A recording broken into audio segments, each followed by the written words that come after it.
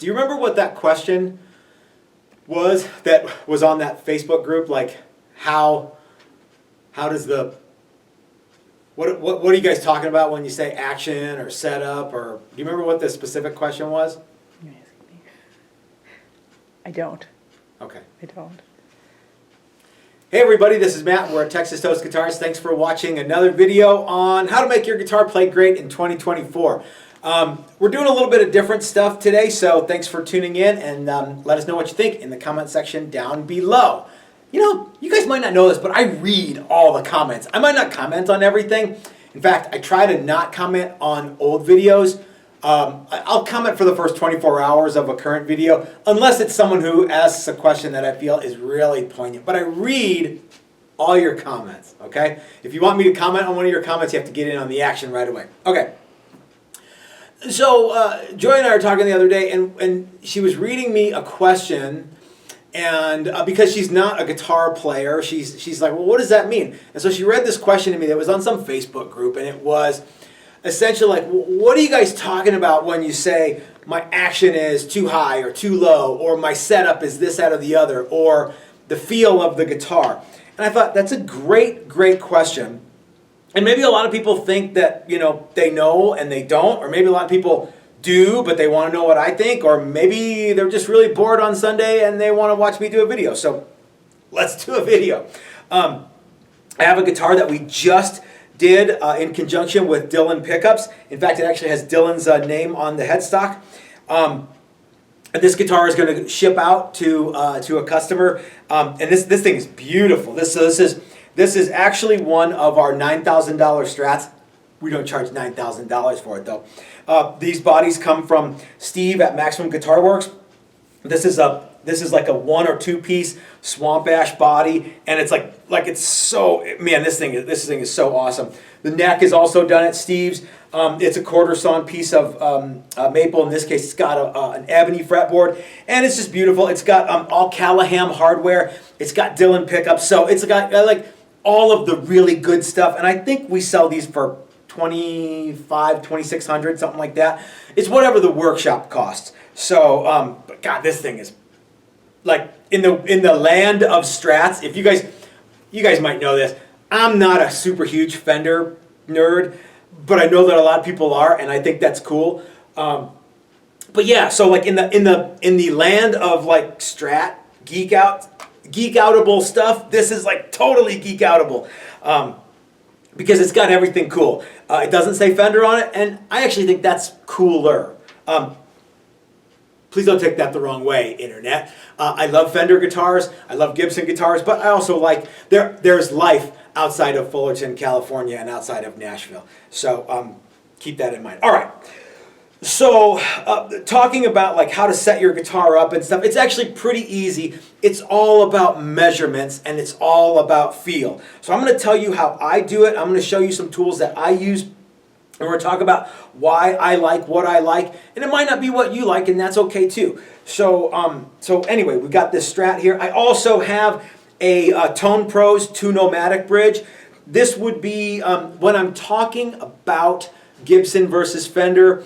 In terms of bridges, I'm talking about the 2-Nomatic height and adjustability bridge versus a Fender bridge in terms of height and adjustability. There's lots of guitar bridges, and there's lots of stuff.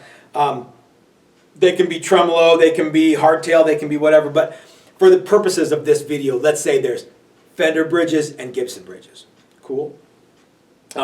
Also, for the purposes of this video, let's say there are 2 scale lengths. Obviously, there's lots and lots of them. But let's talk about 2 in particular. Fender scale length, which generally speaking is 25.5 inches.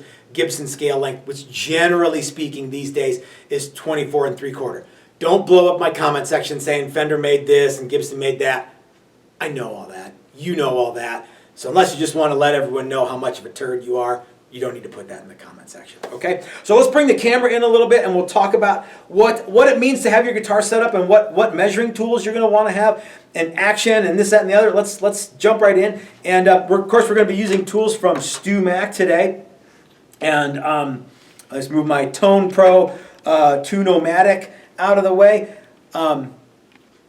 Yeah?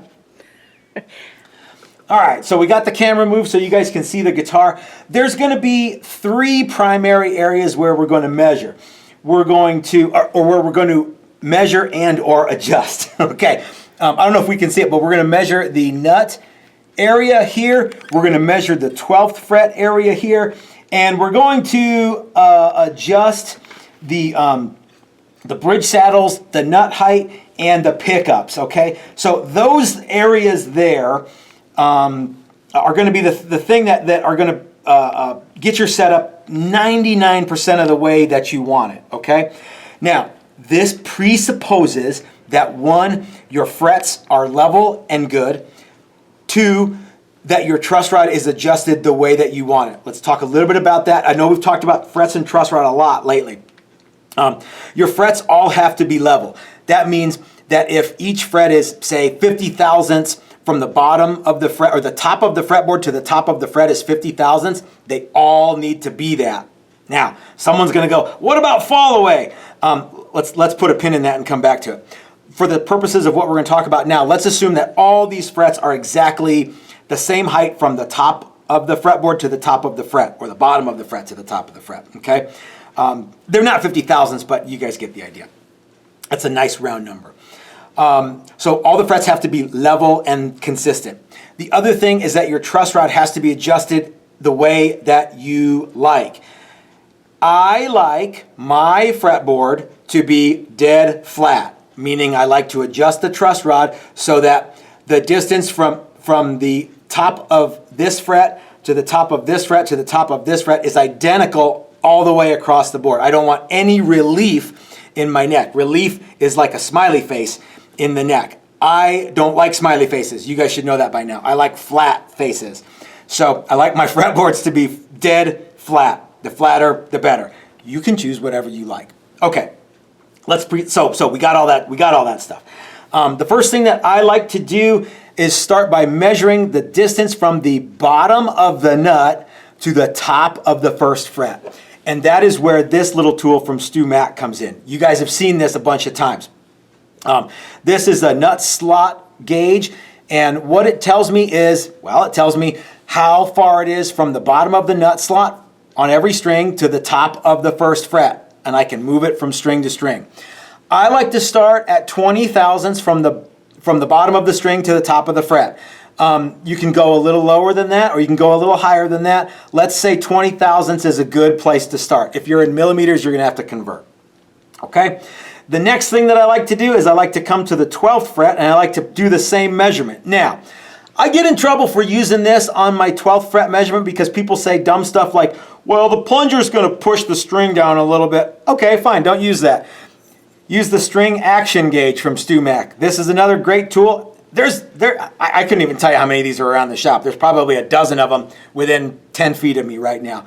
So what you do is you actually put this guy on the top of the fret, and record where the string is. And there's all kinds of measurements on here, and these guys right here are the measurements that you like to use for string height. In fact, it even says height from fret top to bottom of string in inches, and they make a metric one too. I like to start at about 60 thousandths, okay? So from the bottom of the string to the top of the fret, I like to be about 60 thousandths to start at the 12th fret, okay? So if we've got our nut is cut to where the bottom of the string to the top of the fret is 20 thousandths, and now we move to the 12th fret, and you use whatever measuring device you use. You want to be 60 thousandths to start. You can have it be whatever you want. You can use the string action gauge, or you can use this, and you want to actually adjust the bridge saddles until you're about 60 thousandths for every string, okay? Here is the thing that you guys need to get. It's this Stu Mack little mini screwdriver kit. It's got every little teeny tiny bit that you could ever want to adjust the saddles on a Fender style bridge or a Gibson style bridge. Okay, and we're going to come back to this. Get one of these. Link in the description below to Stu Mack, guys. All this stuff is available from Stu Mack. In fact, I even have a set of Stu Mack calipers here. These are also a great measuring tool. Setup and getting your action right is all about measuring, okay? I don't care what anybody says. There's guys who are like, I go all by feel. Those guys are full of shit. It's all about measuring, okay? To get it consistently, if you measure one guitar and you match the other ones to those measurements, it's all gonna feel the same way. So there are guys who probably can feel that stuff, but I've never met them. There's guys on the internet. There's a lot of, okay, the internet heroes. You guys are probably tuned out a long time ago. But internet heroes say they can feel all this stuff. They're full of crap. Okay, so it's all about measuring, consistency, etc., etc. Okay, so what we will do is we will put, whatever little bit goes in the. Oh, of course, I picked the wrong one.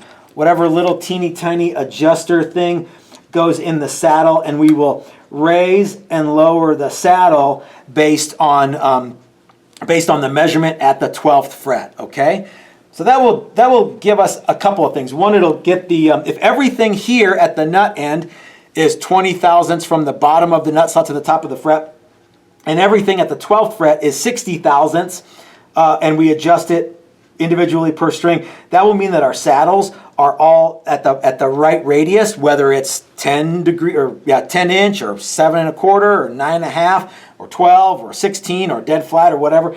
It'll match the radius here at the bridge will be right. Let's talk about the difference between Fender bridges and Gibson bridges for a moment. If you're the kind of guy who likes to fiddle with action and fiddle with adjusting and things like that, get a Fender bridge, okay? Whether it's an actual Fender bridge or like a Floyd or something like that. Get something that's got adjustment for height up and down per saddle, back and forth per saddle, and everything's individual. If you go with this Gibson bridge, I don't know if am I centered in the camera here? If you go with this Gibson bridge, these are great bridges, but you have individual back and forth on each string, not nearly the amount of adjustment that you do on a Fender style bridge.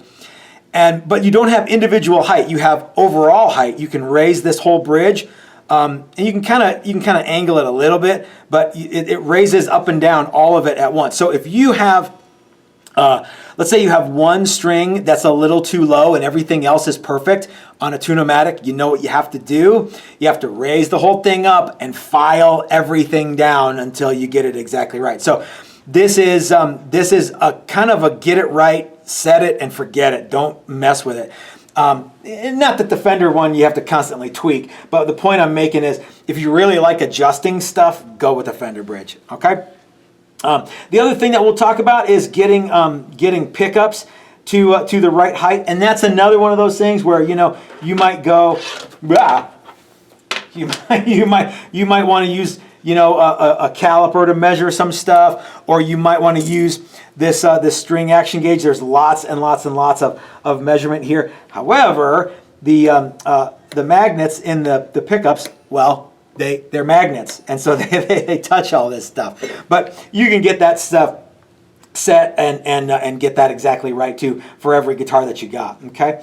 And of course, so if you have a Strat, it's going to feel. If you have a Strat and you have a Les Paul and they're both set up exactly the same with the exact same gauge of string, they're going to feel a little different because one is shorter than the other. Okay, most of the time. Again, I realize that Fender made 24-inch guitars and Gibson made 25.5, and Paul Reed Smith makes all kinds of stuff. So, but what I'm driving at is if you've got a longer scale length versus a shorter scale length, and everything, the measurements at all of the same places are the same, and the string gauge are the same, they're going to feel a little different. Okay, you guys know that.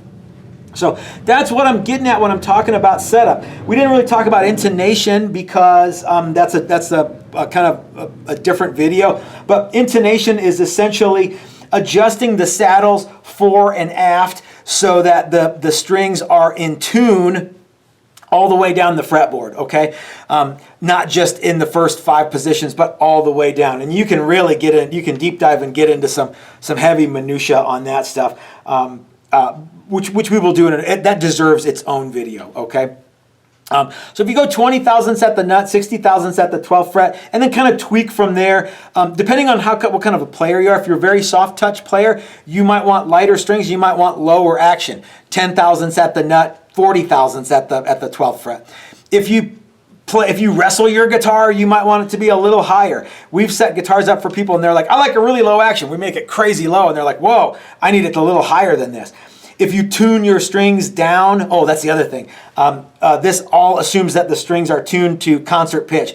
If you tune down to like D or C or something, all that stuff's going to change and you're going to get buzzing. You might need to go up in string gauge. You might need to go out in scale length to match that stuff. Again, that's kind of that's good content for another video. But that's basically what people mean when they're talking about setup and what the guitar's action is like. And yeah, so I hope that helps. All right, gang, so let's do a quick recap of the tools that we use. We use this little, and they're all from Stu Mac. I'm a shill for Stu Mac because Stu Mac pays me to say this stuff. You know how they pay me? You guys buy this stuff and I get a little tiny kickback from that, okay? And as I've said numerous times before, I was working in conjunction with Stu Mac. I would love to do this for them. Now that I do it, I love doing it. When Stu Mac says, Matt, we've had quite enough of you, I'll still do it because I love all the tools that I get from them, okay? So get you one of these Stu Mac little mini screwdriver sets. They're not very much. They're on the website. Get one. Get one of these string action gauges. These are another not very expensive proposition. Get one of these and have it, just put it in your guitar case even. A set of luthier's calipers, the digital kind, are excellent. Stu Mac has a couple different varieties of these. You know why they're luthier's calipers? It's because of this little notch here so you can measure fret height. So get some of them. And if you got deep pockets and you do a lot of this stuff, this gauge right here, this little dude will pay for itself fast. If you're doing this for a living, get you one of these. So, okay, link in the description below, guys, to all the Stu Mac stuff. And you know, when you first started playing the guitar, action and intonation and fret leveling and fall off and things like that. Oh crap, I forgot to talk about that and I said I was gonna. We'll do that in another video. That wasn't the first thing that you thought about. The first thing you thought about was you want to be part of this cool tribe of guitar builders or guitar players. You want to be cool too because playing guitar is cool. You want to have a good time and you want to impress the opposite sex. So yeah, don't worry about this. Like if you don't know, just ask. There's no dumb questions. There's a lot of dumb and stupid judgments, but yeah. So don't sweat it if you don't know. Ask the questions, and if you want me to answer those questions, send them to me. Put them in the comment section below. You can tune into our Thursday night video and ask them there too. But I like doing these deep dive things because it's a cool thing. There's another question that people often ask me. They're like, "Hey Matt, what's your everyday carry? What will you do a pocket dump?" I haven't done a pocket dump video in a long. I don't even know if I've ever really done one, but I thought it would be a cool day to do a pocket dump video because you guys. I don't know, I sell that stuff too. You guys might go, hey, I want some of that cool crap that Matt has. So pocket dump. Let's look at all the stuff in my pockets right now. And you guys can see what I tote around every day. Yeah, so this is kind of cool. So here's my phone. It's a Droid. I forget what it is. It's like the new one. I had to get a new one. I already broke this screen, but I don't put a lot of effort or a lot of emphasis on what phone I have because I really use it to make calls. And when I go to the gym, I listen to music on my phones. So I carry this around with me every day. These little Gerber knives are I still get this. I've had tens of these because I often give them to people. So mine actually still looks pretty new, but I like to have something like this because it's always sharp. I can open boxes with it, and I can pull the blade out and get a brand new sharp blade. So I always have something good to open boxes with. I can also open like paint cans or open a beer bottle with it. So this thing is, I carry this every day, even if I'm carrying something else like it at the time. Let's see. My keys are, here you go. I've got this Night Eyes little handy thing. It's got a beer opener and it's got a screwdriver and it's got some other crap that it does. And mostly it's just this thing that is lightweight and I carry it around. This new Key Smart thing that I've been working with. Yesterday I decided I hated it, and then I read the instructions and I like it again. So I like the Key Smart thing. It's just kind of a way to keep a bunch of keys handy, and then I keep my car key, you know, off to the side, so I have that. So I got like the shop and the house and some other keys and stuff. So the Key Smart, it's sort of like a Swiss Army knife, but for your keys. Okay. I also have a Zippo lighter, not because I smoke. I was actually Zippo lighting some stuff. This is the butane one, because the Ronsignol lighter fluid ones, this started out as that, and I bought the butane insert for it. You can still do the cool, you know, it's still a Zippo lighter. Having a Zippo lighter is a class act. Oh, check this out! I got this new Streamlight flashlight. It's rechargeable. It's USB. It's the wedge, and so it's real narrow. It's not because you don't put CR 123 batteries in it, so it's a little narrower than my old flashlight. So I can wear it. It's got a clip just like the other one. It's rechargeable. This piece of tape right here is the USB chargey thing for it. I keep the tape over it because my pockets get dust in them a lot, and so I put that over there so I don't get a bunch of dust and crap in there. Got to have some Burt's Beeswax because it's Burt's Beeswax. You got to have that.